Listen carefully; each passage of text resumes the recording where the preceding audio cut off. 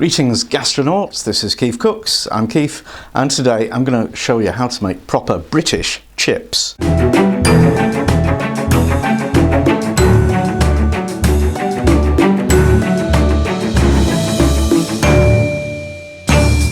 So I'm talking about chips as in fish and chips, not potato chips or crisps as we know them, and certainly not French fries. Those are wonderful, but they're a completely different thing as well. These are more akin to the American home fries, but infinitely better, of course. And as a bonus recipe, I'm going to show you how to make a chip butty as well. Am I good to you? So, chips. Perfect chips. Easy to make. Let's do it. Okay, ingredients to make chips. You need potatoes, and you need a vessel containing hot oil. Ideally, a deep fat fryer, because you can control the temperature really well with that, or a saucepan about half full of vegetable oil, and you will need a digital thermometer.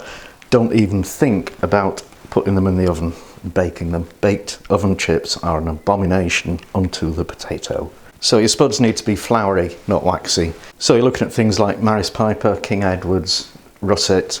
Anything basically that's sold as a baking potato will do the job. So first thing to do is peel the potatoes. Now we need to cut the potatoes into chips. They should be about a centimetre square, about half an inch. Now we need to give them a good rinse under cold water, and that's to get the excess starch off. Some people would also soak them, but I don't think that's necessary. And now we need to dry them on kitchen paper.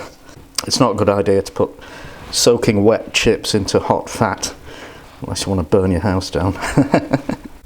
So I've heated the oil to 130 degrees Celsius, and now I'll lower the chips in and let them cook for 5 to 10 minutes. They should soften but not brown.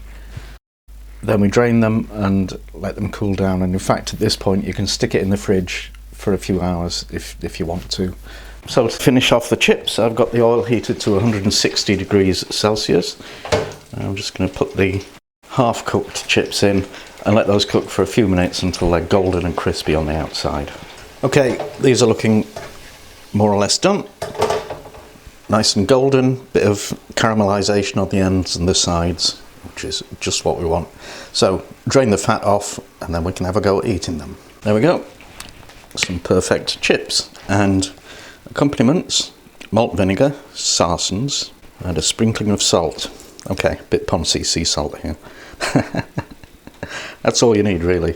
Some people smother in ketchup or mayonnaise, but some people are weird.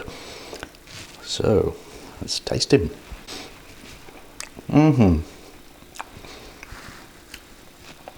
Yeah, that's brilliant. Crispy on the outside, fluffy inside, just perfect chip. Now to make the chip butty, you need bread. Proper, thick, white sliced bread. There are people who use bread rolls, cobs, barms, whatever you call them where you come from. But I think that's actually carb overload. Yes, there is such a thing. And the other thing you need is block butter. Not ready spreadable, certainly not margarine. You want a good thick layer of butter, because when those chips hit that, the butter melts, dribbles down your arms and everything. That is just a sublime experience. So, to make the chip butty, you just arrange them side by side in a single layer on the bread. Room for a little in there. And then lots and lots of malt vinegar and a generous sprinkling of salt. Pop the lid on, give it a squeeze, and then cut it on the diagonal. This is important. Sandwiches always taste better when they're cut on the diagonal. I don't know why. Okay, time for a taste. Oh look, the butter's already started to melt. Oh yeah. Oh, that is unbeatable. Absolutely wonderful. Chip butty, ladies and gentlemen. Go for it. And that's that. Hope you enjoyed it. Now please share it with all your friends on social media. Subscribe to this channel, follow us on Facebook, Twitter, Pinterest, and don't forget the amazing website that has all the details of all the recipes. And thank you for watching. Come back soon.